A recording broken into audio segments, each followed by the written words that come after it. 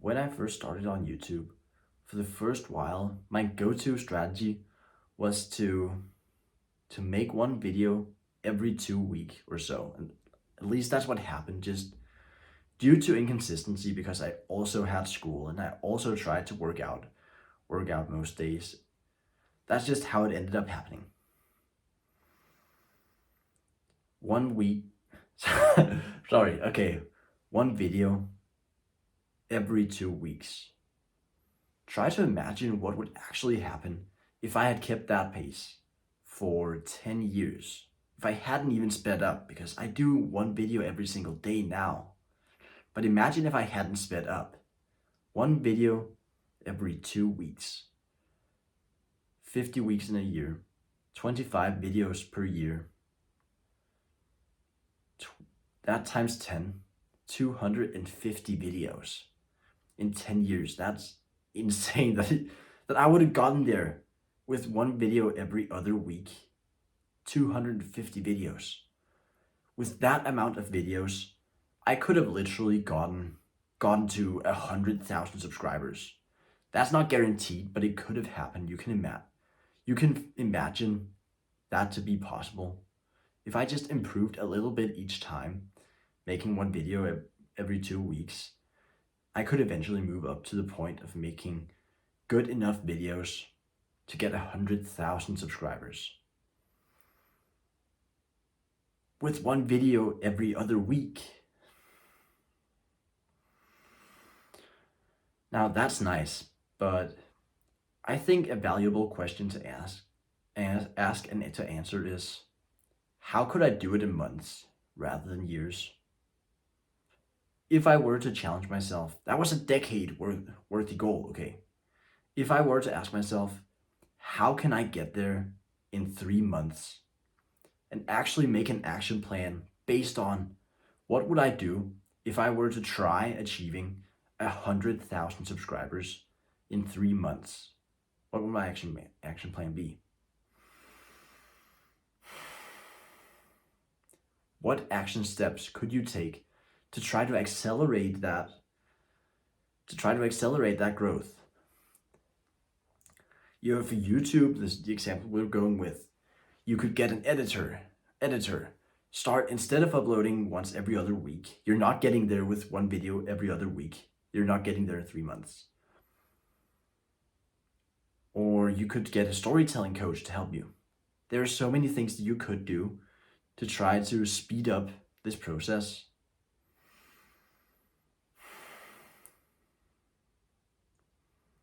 And just think about how incredible it would be. Try to imagine, what if you could reach your 10-year goal in 3 months? Now, that's probably unrealistic, but there's just so much to be gained from thinking in this way, because there are investments that you are afraid to make right now, because you're thinking, that's too big an investment. Like getting coaches to help you can be an incredible way of speeding up this process. But it feels scary, so you'd rather go the completely free route, which is what I did. I had a full 1.5 months of making a video every single day before I got myself a storytelling coach.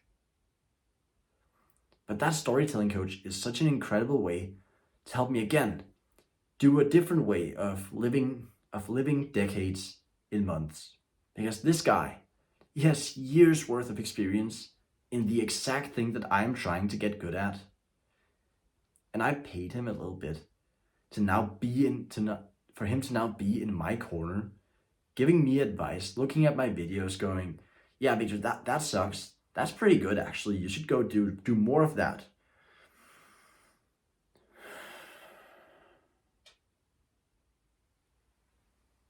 But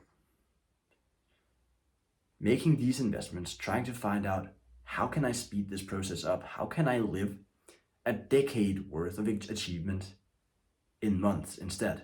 Even if you can't do it, can be incredibly valuable, because you'll find ways to speed up the process and get there faster.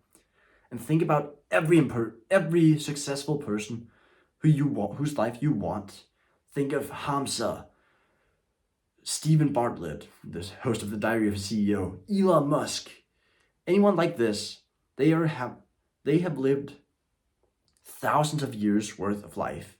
If you think about just the average person, how much they are experiencing, they have lived thousands of years worth of life in the 20 to 50 something years of life that they have had.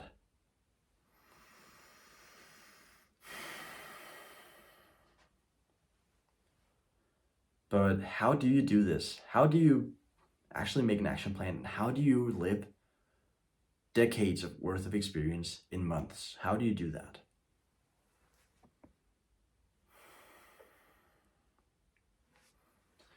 The first piece of advice is to look for different ways to buy 10,000 hours of experience.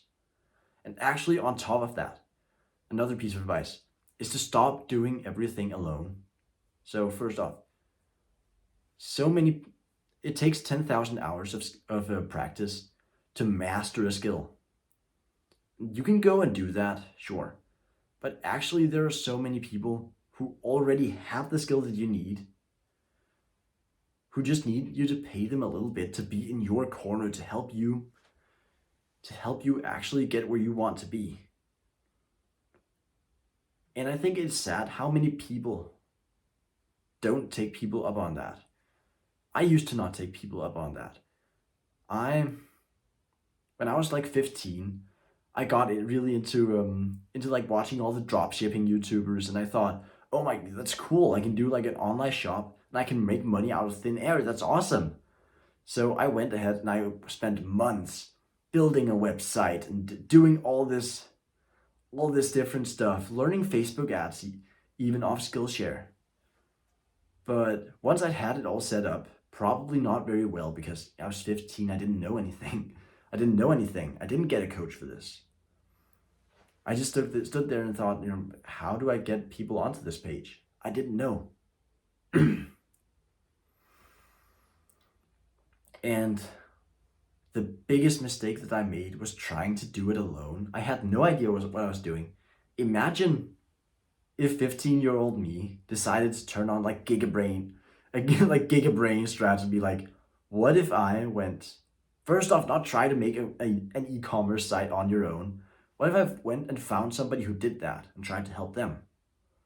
Or what if I found somebody who knew what they were doing, offered them a lot of the money that the site would make, and then asked him to help me?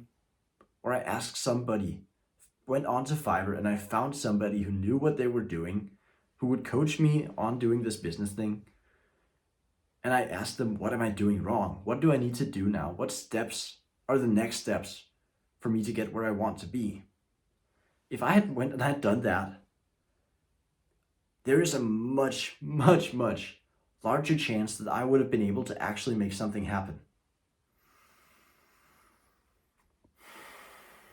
So this obsession with most people, if you're still watching this video, you relate quite a bit to me. You're probably like me, and you refuse to do things together with other people. You're always trying to accomplish everything alone. But if you try to get some people in your corner, you can get so much more done.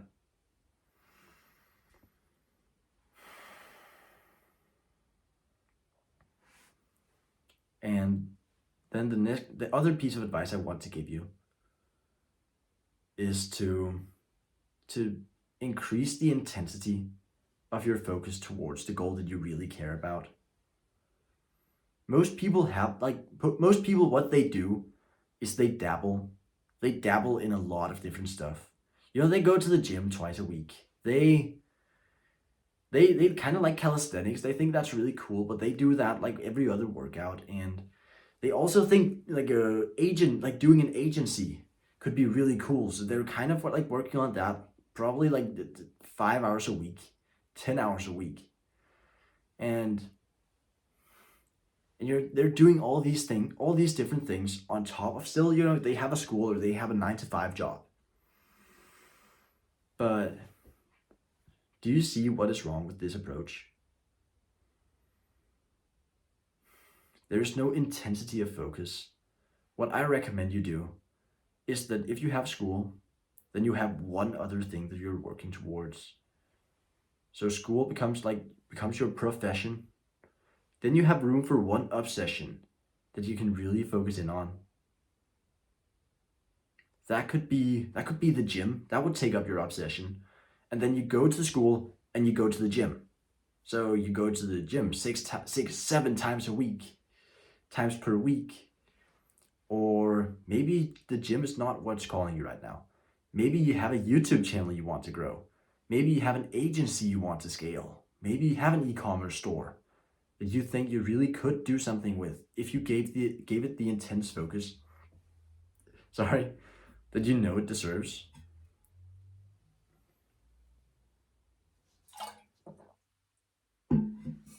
So only two things: school or 9 to 5, which most people have, and then their obsession.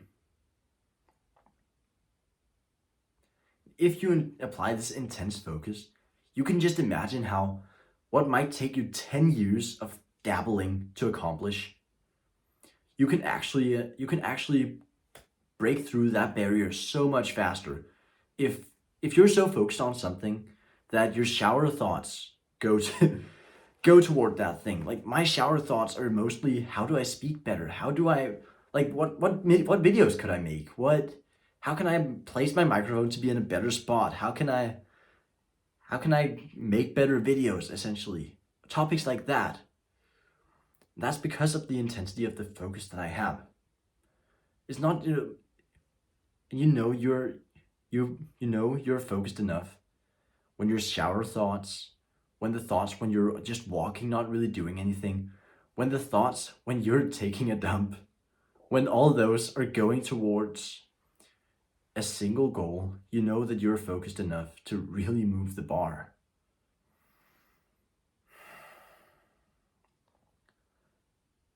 On a last note, I want to say about this focus thing, because people are thinking, I can't just possibly do one thing. What are people gonna think? Or, I have all these things I want to do, but I just want you to leave with this final note. People are judged by the depth of their achievement, not the breadth of their achievement. What I mean by this is that you're judged by how well you do one thing, not how many things you've done. People aren't gonna look at Gordon Ramsay. Let's take Gordon Ramsay. People aren't gonna look at him and be like, yeah, but he can't box. He can't even fight, man. No, they're gonna be like, yeah, because he was a chef. I don't know how good an example that was, but people care about the thing that you're good at and the thing that you decide to dedicate yourself to. They're not going to care about everything that you didn't decide to dedicate yourself to. So truly do dedicate yourself to something to gain that great level of achieving goals so much faster. Thank you for watching.